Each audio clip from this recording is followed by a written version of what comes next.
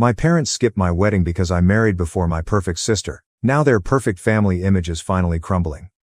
After being together for 4 years, I, 32F, got married 8 months ago. Except for my sister Meline, 30F, and my parents, everyone went to the wedding. My parents' decision to skip the event was startling, but I wasn't overly shocked by my sister's absence because we've never really gotten along. However, considering our past, I should have anticipated it. I'll give you some background on our family's dynamics. I can't completely blame my parents for constantly favoring my sister over me. Throughout her life, she has been exceptionally good at almost everything. She was the center of attention in every room she visited as soon as she could walk. She won every spelling bee, science fair, and talent show in elementary school. Class president, valedictorian, and prom queen were all very much the same in high school. Tall, slender, and attractive enough, she pursued modeling while in college before concentrating on her business degree. She got her first modeling job during her sophomore year, and I can still remember it. To celebrate, my parents invited all of our family members and her friends to a lavish party. Her first professional headshot was framed and hung in our living room, where it remains to this day, directly above the fireplace. The same year I received my degree in computer science, they merely murmured, "Well done," and resumed organizing Meline's next photo session. She immediately climbed the corporate ladder after graduating and landing a job at a prominent company. She already has a corner office and a corporate car at the age of 30, making her a senior executive. In the meantime, I work for a respectable computer company as a mid-level software developer. Although I'm pleased with my work and it's a decent profession, it's not the type of employment that makes parents boast in front of the family. In addition, I'm bigger and shorter than my sister. My mother made crude remarks about my appearance, signed me up for workout classes I didn't want to attend, and put me on diets all the time when I was growing up. She would say, "Meline never struggles with her weight." Or, "You could look as nice as your sister if you just put in a little more effort." Even though I had learned to ignore these remarks by high school, they had an impact. Over the years, I've accepted these distinctions. I ultimately came to terms with the fact that my parents never took as much delight in my accomplishments as they did in Meline's. What was my option?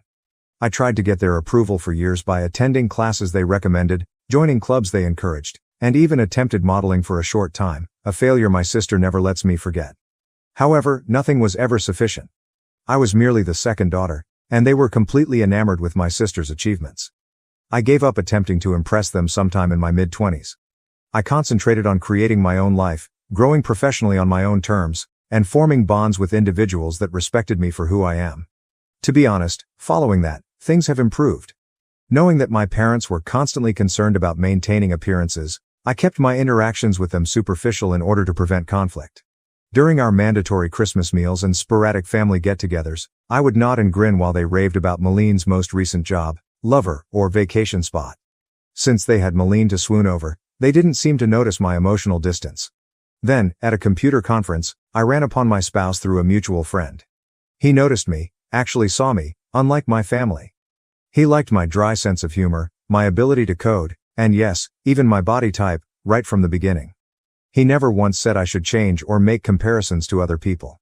He proposed to me after 4 years of dating when we were alone at home, enjoying takeaway and our favorite TV in the background. It was flawless.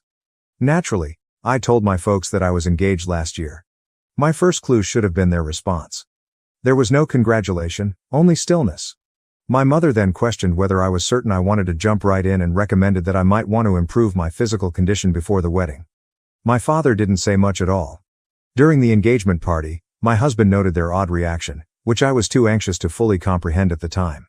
They crouched over my mother's phone in a corner for the majority of the evening. My husband then informed me that he had heard them talking to Meline on the phone, who was clearly crying. They were talking about how this wasn't the plan, and how they never expected Rebecca to get married first, according to what he vaguely heard. There were some minor setbacks during the wedding planning process.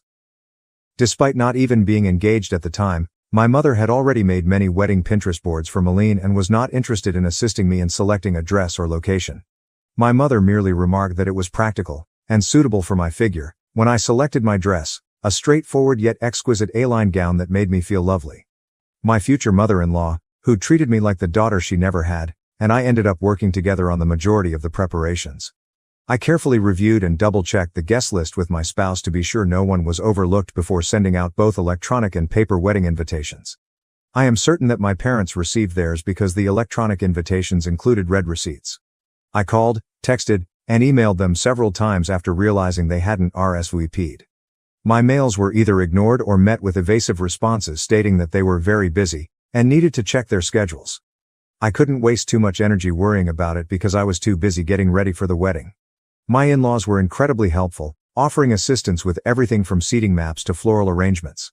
Even at the lovely bridal shower hosted by my husband's sister, the painfully obvious absence of my own family was never brought up. Even though my parents weren't there, the wedding day itself was beautiful. We held a laid-back afternoon celebration after the morning wedding in a garden setting. Everyone was right when they said we looked so content and in love. But there were times when their absence felt like a physical anguish, such as when I saw the front row seats empty or at the father-daughter dance that I was not able to attend. I sought answers after the honeymoon and wedding. They said they were deeply hurt, that they had never gotten a formal invitation when I eventually reached them on the phone. My mother launched into a lengthy tirade about how careless I was, how she had always wanted to assist in organizing her daughter's weddings, and how she couldn't comprehend why I would leave them out of such a significant occasion. I was perplexed by this since I was positive we had given them both kinds of invitations. During the call, I verified that we had indeed sent them by looking through our records. Even the physical invitation's delivery was confirmed. I didn't confront them about their attempts to gaslight me. I just said I was sorry for the error and hung up. Later, my husband brought up a number of incidents that demonstrated their true intentions, such as the way they appeared surprised rather than delighted when we told them we were engaged, or the way they continued coming up with reasons not to assist with the wedding planning. Because he didn't want to add to my anxiety during the wedding planning process, he hadn't brought up these findings earlier, but in retrospect, the pattern was clear. The idea that I, the less successful daughter, was getting married before their beloved Meline was too much for them to bear. Their demeanor simply served to validate what I had always suspected but had resisted, that I would never be able to compete with my sister in their eyes. The most depressing thing was learning that even my wedding day, which ought to have been a celebration of love and fresh starts, turned into yet another front in their never-ending war to preserve their ideal family image, with Meline at its core. Meline recently got engaged to someone she's been dating for a year, according to family members I spoke with. In family group conversations that I don't participate in, my parents openly express their excitement about organizing an elaborate wedding for her. They are already boasting about securing upscale locations and luxury gowns, and my mother is taking Meline to private fittings at upscale stores. All the mother-daughter time I was not allowed. It's intriguing that a large number of our family are suddenly refusing to go to Meline's wedding and engagement party. My parents' actions at my wedding apparently became a topic of conversation in the family. I just tell my family members what I think is real when they inquire as to why my parents didn't attend my wedding. They couldn't bear it when I married before their beloved daughter. I present the facts as I perceive them, without embellishment or an attempt to win sympathy. My parents got in touch with me a few days ago and accused me of purposefully attempting to spoil Meline's wedding. According to their claims, the relatives they have spoken to are using reasons to avoid going to any of her wedding-related festivities. My cousin, to whom my sister vented, informed her that people are reluctant to come because they have heard about my parents' treatment of me. My parents claim that because I'm envious of my sister's impending lavish wedding, I'm spreading false stories. The problem is that I'm only telling folks the truth about what happened. Perhaps they should consider their conduct instead of blaming me for the results if the truth makes them appear terrible. As things continue to change, I'm finding it harder and harder to keep up the appearance of a relationship with my parents. Their behavior during my wedding finally made it clear to me that I would never be sufficient for them, regardless of what I did. Their absence at my wedding is no longer the most difficult aspect. It's coming to terms with the fact that I never had the kind, encouraging parents I always desired. I'm concentrating on creating a life with someone who genuinely appreciates me for who I am right now, but I'll keep you updated if anything important changes. First update. Since my last post, which was 2 weeks ago, a lot has transpired. I ultimately made the decision to speak with my parents face-to-face over their actions at my wedding and their current charges that I ruined my sister's special day after reading your encouraging remarks. I felt it was time to put everything on the table when they began texting me about their tarnished family history. My parents quickly started making accusations during our phone call, saying that I was jealous of Meline and had planned the entire thing. I did something I had never done before. I agreed with them, but not in the way they had anticipated, in place of defending myself as I usually would. I said to them, "You're correct. I'm envious. Not Meline's career, not her accomplishments, not her appearance. I'm envious of the unwavering love and support you've shown her, which you never even made an effort to show me." There was a pause in the line. My mother then began claiming that I was exaggerating and that they had always treated us equally. Something broke inside of me at that moment. Feelings that had been repressed for years came flooding out. I informed them of each birthday when Meline's most recent success eclipsed my own accomplishments. When Meline had a modeling callback, my mother canceled my high school graduation dinner. About how her prom outfit cost more than the total cost of my college textbooks for a year. I continued despite my father's attempts to cut me off by accusing me of exaggerating. I talked about how it was to watch them spend years organizing my sister's fictitious wedding while showing no interest in my own. I told them how painful it was to see my parents' seats vacant and how my mother-in-law had to help me with everything, from wedding preparation to clothing buying. Their reaction was instructive. They flipped it on me rather than accepting any of my arguments. Why did you never speak up if you felt this way? As if I hadn't tried to speak with them for years, my mother insisted. My father went on to say that by discussing these emotions with our family members, I was being unjust and spiteful. My mother said something at that point that ultimately clarified everything. We never imagined you'd go to such lengths as to try to ruin Meline's wedding out of spite, but we always knew you were insecure about her success, she stated. This is not how we brought you up. I became aware that they couldn't even hear me. They believed that their behavior and my emotions had nothing to do with the entire circumstance. It has to do with Meline's reaction. They were more worried about her impending nuptials than the hurt they had caused me, even during this discussion about their absence from my wedding. I didn't attempt to make things better for the first time in my life. I didn't retract or apologize. Rather, I expressed my thoughts to them directly. You're correct on one point. I was raised by you. You instilled in me the belief that I would never measure up. That Meline's accomplishments would always be more significant than mine. That upholding your ideal family image was more essential than my feelings. However, you also taught me that I deserve better than this, which was something you didn't mean to teach me. Before my father spoke, there was a long pause. He spoke in a cool, collected tone. Maybe it's time for us to stop acting like we're bad parents, since you've already determined that we are and you obviously take pleasure in seeing us suffer. Since you are family, we assumed you would assist in resolving this issue, but it is clear that you have made your own decisions. The last blow was delivered by my mother. Perhaps you simply couldn't cope with not being the center of attention, even though we always tried to treat you both fairly. Rebecca, that's not our fault. You made the decision to play the victim. I refrained from arguing. Why would it matter? Everything I had been saying had just been validated by them. They were unable to admit their involvement in any of anything, even at this last discussion. I just hung up and said goodbye. I was surprised to feel relieved after the call. Tears were shed, to be sure, but they weren't the frantic, heartbreaking ones I remember from my early years. They were liberating tears. For the first time, I had expressed everything I needed to say without holding back or feeling guilty about how I felt. Later, my husband saw me gazing at the sunset from our back porch. He sat next to me and grasped my hand without saying anything. They're never going to change, are they? I asked him after a time. No, but you have, he said, squeezing my hand. And that is what counts. He is correct. I've changed. The young child who frantically tried to win her parents' approval is no longer there. They no longer need to validate the woman who came out of that last conversation. Although acknowledging that my parents will never be the people I need them to be is painful, it is not as painful as holding out hope that they would change. For the first time, I don't really care what happens with my sister's wedding or the family drama. I've had my say, and they now have to deal with whatever comes up. The most peculiar aspect? I feel as though a burden I've carried my entire life has finally been lifted. Although it's not the happy ending I had hoped for with my parents, perhaps it was the one I needed, the ability to quit striving for love that ought to have come naturally. Second update. 3 days have passed since my run-in with our parents, and things have taken a surprising turn. Meline made the decision to become involved in the drama, but her strategy failed horribly. My sister sent me a thoughtfully composed message yesterday morning.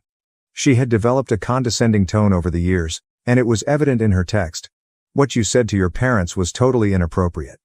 They have helped us through every stage of our lives and given us everything. You cannot simply blame them for being poor parents because you are insecure about the decisions you have made in life. She continued the message with her typical blend of moral superiority and covert jabs. I understand that your wedding wasn't exactly what you had envisioned, but that doesn't mean you should try to destroy mine. There's nothing wrong with wanting a celebration that honors those of us who have put in a lot of effort to meet specific standards. Rebecca, not everything needs to be a contest. I didn't bother to answer. I've discovered that interacting with her merely provides her with more ammunition after years of putting up with her manipulative conduct. I just blocked her number instead. Meline has never been one to put up with being ignored, so I assumed that would be the end of it. My husband, who was laughing so hard that he could not speak, called me at work a few hours later. Meline was apparently unable to get in touch with me directly, so she found his personal number, probably via a common acquaintance, and sent him a string of texts outlining the precise reasons why our sister relationship has never been good. She began her initial communication to him in a sufficiently professional manner. As Rebecca's sister and someone who cares deeply about our family's well-being, I feel compelled to reach out. However, it soon turned into her actual motivations. She informed my husband that he had an obligation to help me behave in a more suitable manner because he was the new man in Rebecca's life. The messages become increasingly patronizing. Family dynamics are complex, she told my husband, a professional software architect with an MBA, adding that someone with Rebecca's sensitivity might not understand the bigger picture. She advised him to assist me in seeing reason before I irreparably harm family relationships. Her attempt to play on what she believed to be his social climbing impulses was the true kicker, though. In fact, she wrote, "Surely you understand that maintaining good relationships with successful family members like myself could be beneficial for your future. Rebecca's behavior is only hurting her own prospects and, by extension, yours." Having always been able to see through Meline's facade, my spouse thought her attempt at manipulation was humorous. He particularly liked her presumption that her business rank or the prospect of networking opportunities would somehow impress him. In his own words, "She really doesn't know me at all, does she?" We went over the messages together when I got home that night. I was laughing with my hubby instead of feeling offended or upset. Seeing Meline's deceptive methods exposed, particularly when they were aimed at someone who was totally impervious to them, was liberating. I learned something significant about my sister as a result of this encounter. She is still that insecure adolescent who needs to tear others down in order to feel superior, despite all of her achievements and success. It's clear how little she knows about good relationships that she believed she could control me by manipulating my husband. When her direct approach failed, she swiftly turned to trying to use my husband against me, which was the most revealing aspect. She used to do precisely that in high school. She attempted to turn my friends against me when she was unable to bully me directly. Different decade, same strategies. With this fresh viewpoint, I now understand how Meline's actions went beyond simple sibling rivalry throughout our early years. She made a concerted effort to keep her status as the favorite child, always telling our parents, and me, how much better she was. She had to overshadow whatever I accomplished. She had to point out my shortcomings to everyone I made friends with. My response to her games is different now. Her messages would have caused me to fall into self-doubt 10 years ago. I would have been upset and hurt 5 years ago. Today? Simply put, I'm sick of the drama and find her blatant attempts at manipulation amusing. My husband's response was ideal. Rather than becoming embroiled in her drama, he merely responded, "Thank you for your concern about Rebecca's well-being. As her husband, I'm focused on supporting her happiness, not managing her behavior. I think it's best if you direct any future concerns to Rebecca directly. Have a nice day." Meline sent one last message after not receiving the desired response. "I see she's poisoned you against the family too. Don't say I didn't try to help when this all blows up in your faces." Ironically, Meline's attempt to assist has further strengthened my resolve to keep my distance from the destructive dynamics of my family. Nothing has changed, as evidenced by her messages to my spouse. She is still the same cunning individual who feels the need to dictate every story and who perceives any departure from her ideal family script as a danger. Knowing that her attempts at persuasion were so totally unsuccessful is perhaps the most pleasant aspect of the entire incident. She succeeded in bringing my spouse and I closer together rather than causing us to drift apart. Totally unconcerned by her fears of social repercussions, we joked about her texts and planned a weekend trip during the evening. I've come to understand that true family isn't about upholding facades or dictating stories. It's about standing together, laughing together, and supporting one another when someone tries to manipulate you, even your own sister. I'm more certain than ever that I'd be better off keeping a safe distance from Meline's wedding drama. Instead of getting sucked into my family's never-ending power struggles, my husband and I have made the decision to concentrate on creating our own happiness. Success is said to be the best form of retaliation, but I'm coming to realize that real success isn't about impressing people.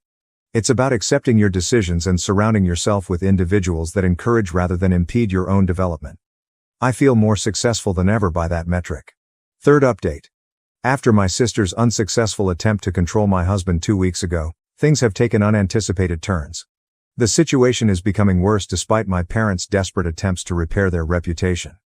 I found out through family ties that my parents have been on a mad quest to correct the narrative. They have been phoning each relative separately and accusing me of spreading vile tales because I'm envious of Meline's ideal wedding. They claim that I'm just resentful since her wedding will be far more sophisticated and gorgeous than mine was. According to their most recent tale, I purposefully left them out of my wedding so I could act like the victim. It's funny that they still reside in the same home they've owned for 30 years and have the same email addresses since the invention of email, but they're saying I sent their invitation to an old email address and an old physical address. The good news is that their attempts to limit the harm are failing miserably.